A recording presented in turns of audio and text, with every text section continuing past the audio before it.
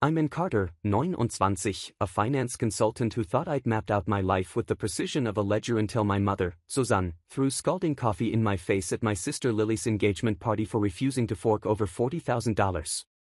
The burn stung, but they were nothing compared to the raw ache of betrayal that followed.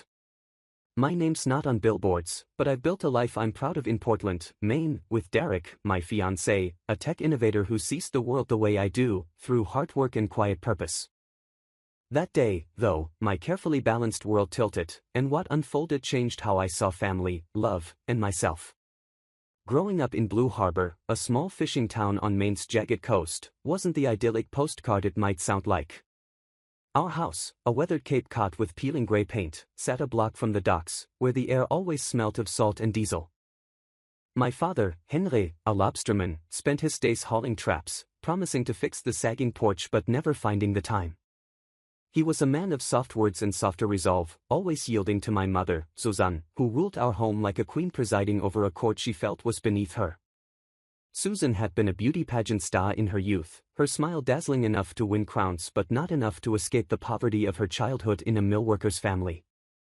That hunger for status clung to her like damp fog, and she poured it into curating a perfect image, pressed dresses, a gleaming smile, and a knack for making neighbors envy our modest life.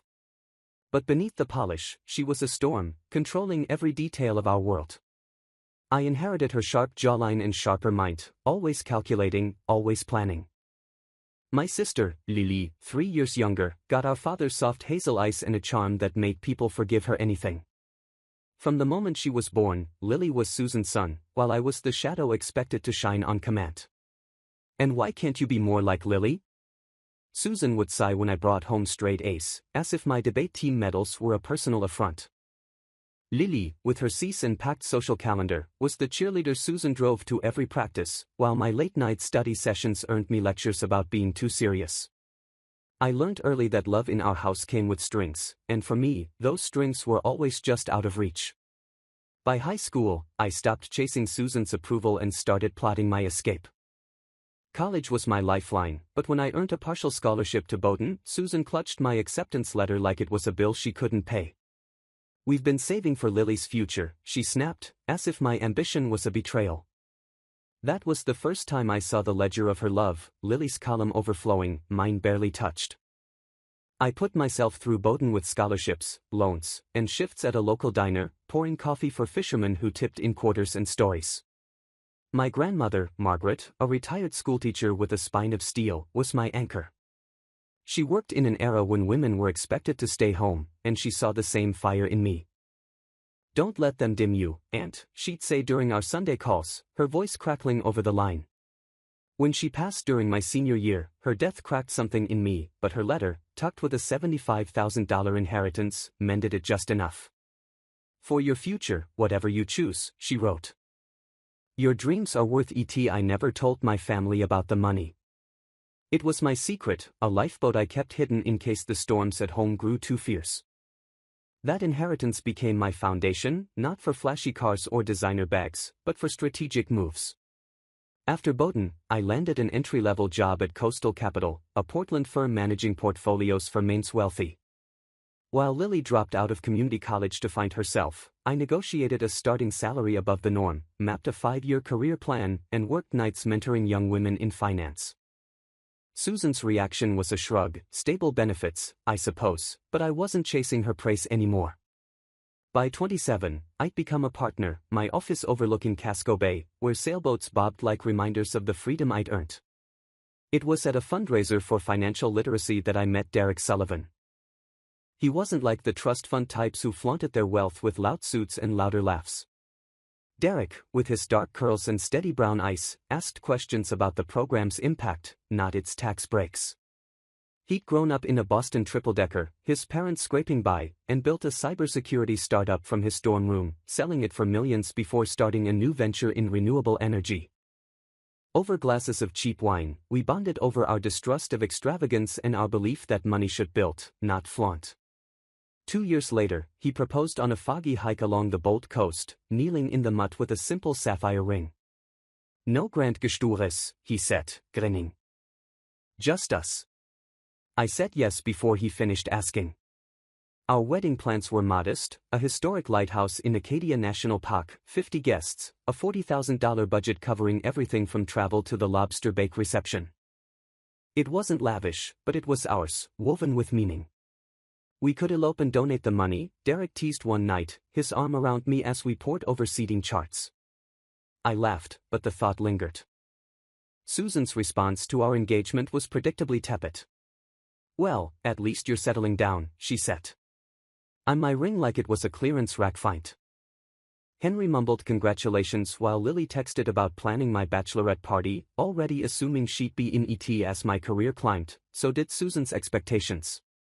It started small, covering Lily's phone bill when she was between jobs. Then it grew, co-signing her car loan, paying for her new wardrobe. "She's your sister," Susan would say, as if love meant opening my wallet. I loved Lily, but resentment simmered. Why was I her safety net when she made no effort to stand on her own? Derek noticed my tension after Susan's calls, his hands kneading my shoulders. "You're not their ATM," he'd say gently. "My therapist, Dr. Olahius, echoed him, saying no doesn't make you selfish, and it makes you whole." But the guilt Susan had sown into me since childhood tugged hard, whispering I owed them for the roof over my head, the meals on my plate. Claire, my best friend since we were kids sneaking clams from the harbor, was blunter. "Your mom's using you to prop up Lily's dreams," she said over coffee at her bakery. "It's not love, it's a transaction." The pressure peaked when Lily announced her engagement to Nate, a musician she'd met 6 months earlier at a Portland open mic. Susan gushed about his artistic soul and old money family, conveniently ignoring his lack of a job and his reliance on a dwindling trust fund. They planned a June wedding at Cliffside Manor, a venue so exclusive it hosted senators' daughters. "Nothing but the best for Lily," Susan declared over the phone, her voice syrupy with pride. I did the math in my head, tens of thousands for the venue alone, not counting the designer dress or Maldives honeymoon Lily was already posting about on Instagram. Susan's calls grew relentless, always circling back to money. "Lily's found her soulmate," she'd hint. "Wouldn't it be nice to help them start their life?" I'd remind her I was planning my own wedding, buying a house with Derek, but she'd counter with, "Family helps family," and the guilt not, but Orla's words anchored me, "You're not responsible for their choices." Claire was less diplomatic, stabbing her fork into a scone as we met at her bakery. "They're setting you up, Anne. This engagement party is a trap to guilt you into paying for Lily's fantasy wedding. Take Derek for backup." I waved her off. Derek had a critical investor meeting that weekend, but her word stuck. "Promise you'll leave if it gets toxic," she insisted. I nodded, though my stomach churned at the thought of facing Susan alone. Nightmares haunted me in the weeks before the party, our old house closing in, Susan's voice booming until I woke gasping. I was 29, a partner at a top firm, engaged to a man I loved, yet I felt like that teenager again, scrambling for scraps of approval. Derek kissed me goodbye the morning I left for Blue Harbor, his eyes worried. "Call if you need me," he said. "I'll be there in 2 hours if my meeting wraps early." I forced a smile. "It's just a weekend. I've got this." But as I drove toward my parents' house, the familiar clobbered homes and lobster traps lining the road stirred a mix of nostalgia and dread. Pulling into my parents' driveway, I noticed the house looked different: new shingles, a gleaming deck, stainless steel appliances glinting through the kitchen window. Henry's lobstering barely covered the bills, and Susan hadn't worked in years. Where was the money coming from? Henry greeted me with a clumsy hug, taking my bag. "Good to see you, Kit," he said, his voice warm but tired. "Susan's been cooking all day." The house smelt of lemon polish and roasted garlic, but the upgrade screamed of Susan's need to impress. Lily bounded down the stairs, "Hier blonde curls bouncing, hier perfume expensive." "And you're here," she squealed, hugging me tightly. Here enthusiasm felt real, but it didn't erase years of uneven scales. "Wait till you meet Nate, he's incredible." Nate, predictably, was absent, off, networking with music producers, Lily said, unbothered. Dinner was a tightrope walk. Susan grilled me about my wedding plans, her smile sharp as she praised Lily's dream venue. Henry stayed quiet, picking at his lobster roll, his silence a familiar retreat. While clearing plates, I overheard Susan and Lily in the pantry, their voices low but urgent. You said they'd help with the costs, Lily whined. They will, Susan soothed. Nate's parents are just having a cash flow issue. We've got options. The word options landed like a stone in my gut, confirming Claire's warning. Later, as aunts and cousins arrived, my mother's sister, Aunt Ellen, cornered me with a smirk. Still crunching numbers, Anne? No time for a family of your own. I forced a smile until my cousin Sarah pulled me aside, whispering, ignore mom. We're proud of you. I escaped to the guest room, my phone buzzing with a text from Derek, meetings running late, might not make it till morning. You okay? I replied, holding up. Miss you. His response was quick, knight in shining armor, reporting for duty tomorrow. Love you. I sank onto the bed, the weight of the weekend pressing down, knowing tomorrow's party would test every boundary I tried to set. Saturday morning was a whirlwind. Caterers swarmed the backyard, stringing fairy lights and arranging peonies. Susan orchestrated it all like a conductor, while Lily posed for selfies in a silk dress that screamed money. I helped set up gift tables, my navy dress modest, but sharp, my gift, a crystal vase set carefully chosen to stay within Derek's and my $200 budget.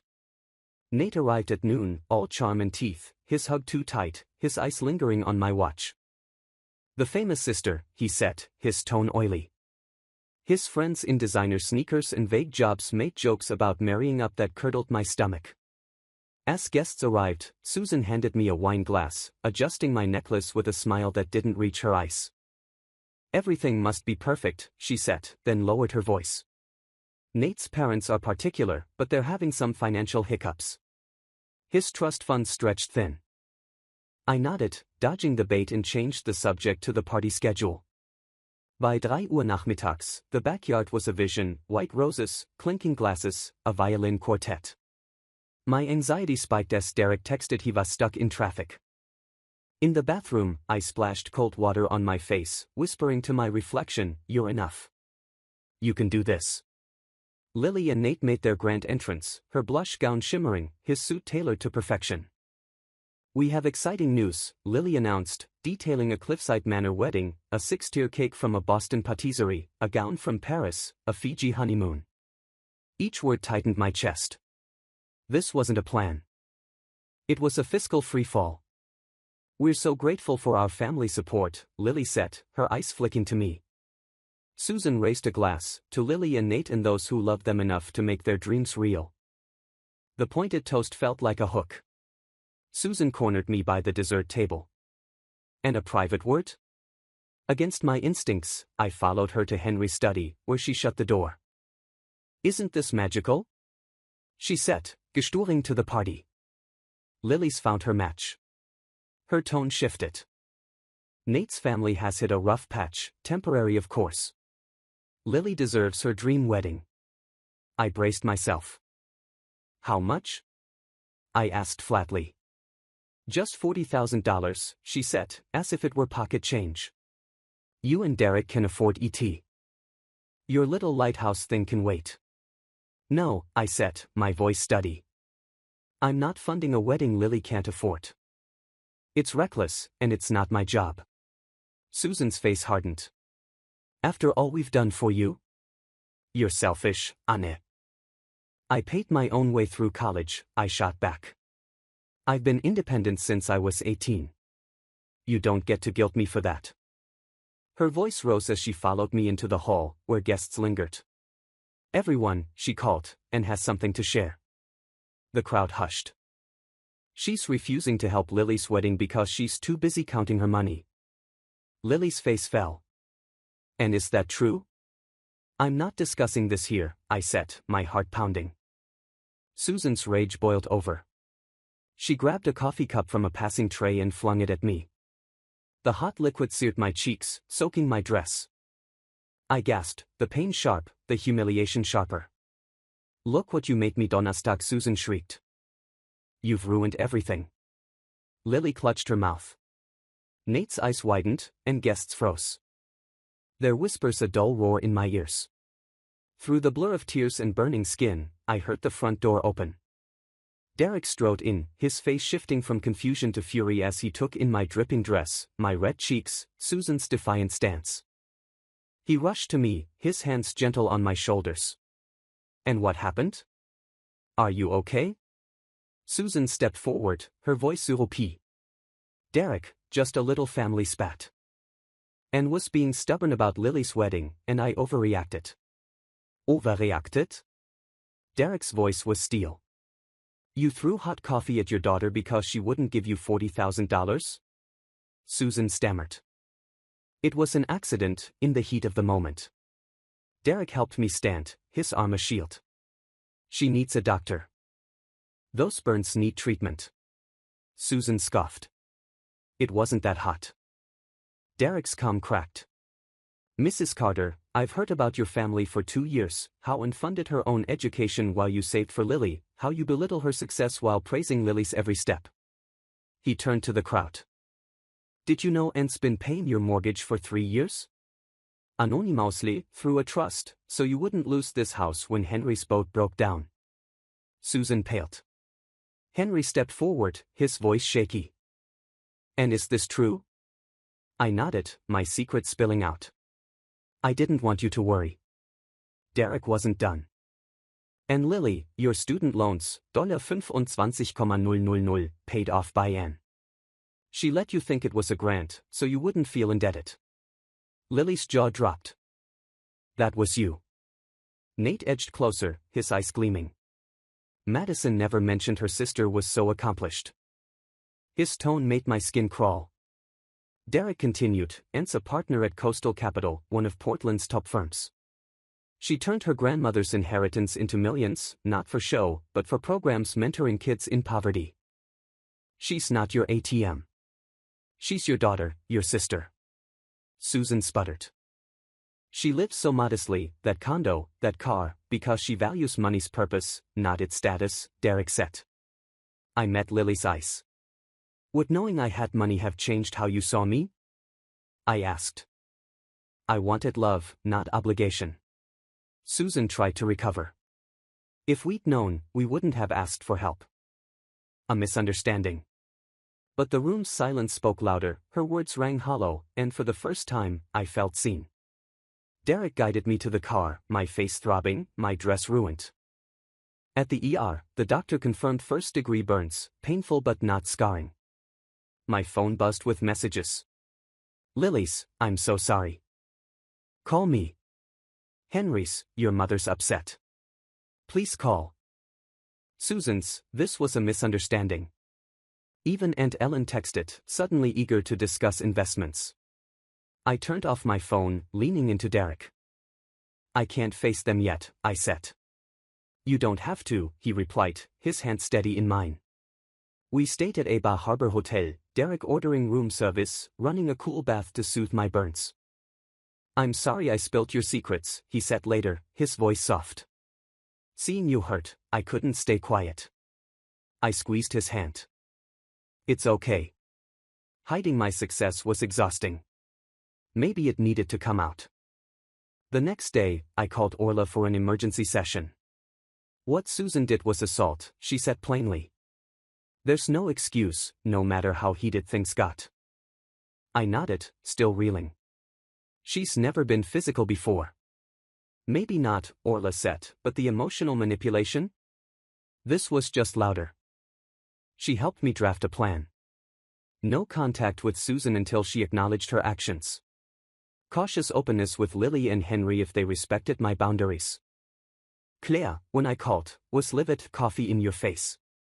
That's not a spat, and that's abuse. Stay away from her. Over the next week, Lily showed up at my office, tearful. Why didn't you tell me you were so successful, she demanded. I struggled, and you were rich? I stayed calm. I live within my means, Lily. That's not wealth, it's choice. Her voice broke. Mom says it was an accident. I held her gaze. Do you believe that? She looked away, ashamed. It's a mess. Nate's acting strange, his parents are backing out, and Mom's either crying or yelling. Henry called next, his voice heavy. Susan went too far. I should have stopped her. Finding out you paid our mortgage, it's humbling, and I failed you. His apology, small as it was, cracked open something new, a father I might finally know. The extended family split. Ellen chased my wallet, Sarah offered real support. Work kept me grounded, but Susan's next move, showing up at my office, escorted out by security, showed she hadn't changed. Her flowers, with a card reading, "Families fight, we forgive," felt like another manipulation. 6 months passed, a blur of work and healing. Lily broke off her engagement with Nate, his interest in my money too blatant to ignore. She moved into a small apartment, took a job at a Camden event planner, and started dreaming of her own business. Our lunches, tentative at first, grew warmer. "I'm sorry I didn't see how Mom treated you," she said one day, stirring her coffee. I was so caught up in being her favorite. I nodded. We were both shaped by her, just differently. When she shared her business plan, asking for advice, not money, I saw a new Lily, someone choosing her own path. Henry and I started weekly lunches too. He opened up about his regrets, how he'd let Susan's need for control drown his voice. "I thought peace was worth the cost," he said, staring at his chowder. "But it cost you, Ann." "I'm sorry." His decision to attend my wedding without Susan was a quiet rebellion, a step toward his own freedom. Susan, min Wille, started therapy, according to Lily, but her refusal to own the coffee incident kept her at a distance. Her social media posts, vague laments about family misunderstandings, felt like more performances, not progress. Derek's family became my refuge. His mother, Diane, called weekly, never asking for anything but my well-being. His father, Tom, offered legal advice about restraining orders, just in case. Their warmth highlighted what I'd missed, a family that didn't measure love by what I could give. Orla sessions kept me steady, helping me untangle why I'd hidden my success, why I'd felt guilty for it. "You're breaking patterns," she said. "That's not failure, it's courage." Slowly, I began to imagine a life where my worth wasn't tied to utility, where boundaries weren't betrayal. The morning of my wedding, I stood before a cracked mirror in the lighthouse keeper's cottage, adjusting my lace veil. Outside, Acadia's cliffs met the Atlantic, waves crashing under a cloudless sky. Claire, my maid of honor, smoothed my dress, her eyes bright. "You're stunning," she said. I smiled, nerves fluttering. "Is it weird I'm nervous about Henry walking me down the aisle? We've only just started talking, really talking." Claire shook her head. "You're building something new. That's worth the jitters." Lily knocked, stepping in with a sage green dress that matched her ice. "I have something," she said, offering a small box. Inside was Margaret's pearl bracelet, its luster soft as memory. "Mom doesn't know I took it," she admitted. "But Grandma would have wanted this." Tears pricked my eyes as I slipped it on. "Thank you, Lily." She hesitated, then added, "I got approved for a business loan. I'm starting a bakery. No family money, just me, with a little advice from a certain finance guru." She nudged me, grinning. "That's amazing," I said, hugging her. For the first time, I saw my sister, not Susan's shadow. Henry appeared, his suit slightly rumpled, his smile shy. "Ready, kid?" As he led me to the lighthouse, where 50 guests waited, he murmured, "Susan's missing a beautiful day." "Her choice," I replied, squeezing his arm. The ceremony was everything Derek and I dreamed, simple, heartfelt, the ocean our witness. I looked at the faces, Derek's parents, Claire, Lily, Henry, friends who'd become family, and felt the weight of who wasn't there. Susan's absence stung, but it was a choice I'd made for my peace. At the reception, under a tent strung with lanterns, Lily laughed with Derek's cousin, heißen, "There is a small spark of hope." Henry's toast was quiet, but raw, acknowledging our journey without lingering on pain. As Derek and I danced, the lighthouse beam sweeping over us, he whispered, "Happy." "More," I said, meaning this day wasn't just a wedding, it was of the life I'd chosen, free from obligations' chains. Later, as guests thinned, I found Lily on the lighthouse steps, ocean breeze tangling her hair. "Mind if I join you?" I asked, gathering my dress. She scooted over. It's your day, you get to call the shots. We sat, the moon silvering the waves, and she spoke first. I've been thinking about money, not yours, she added quickly, but how it warped us. Mom's obsession with status made me entitled, you secretive. Neither was right. I nodded. We're unlearning it, though. She pulled a folded paper from her clutch, her bakery budget. Will you look this over? Not for money, just advice. I took it, my throat tight. Lunch next week. Her smile was enough. The coffee incident, brutal as it was, had cracked our family open, forcing truths into the light. Susan's rage, Lily's dependence, Henry's silence. They'd shaped me, but they didn't define me. I'd built a life with Derek, with boundaries that protected my heart, with relationships, Lily, Henry, Claire, that grew from respect, not utility. Susan was trying, Lily said, but her journey wasn't mine to fix. Some bonds might never heal, and that was okay. Freedom came from letting go. As Derek and I left amid sparklers, I carried more than wedding joy. I carried peace, peace in knowing my worth wasn't tied to what I could give, but who I was. The true wealth in my life wasn't my portfolio or my title, it was the love I'd chosen, the boundaries I'd set, the future Derek and I would build on our terms. To everyone who's followed this journey, thank you. You've walked with me through pain, confrontation, and heart-won peace. If my story stirred something in you, share your own in the comments below. Have you set tough boundaries with family? Has a rupture led to healing? Hit that like button, subscribe, and join us where every story carves a path to truth. Keep choosing your own peace, and I'll meet you in the light.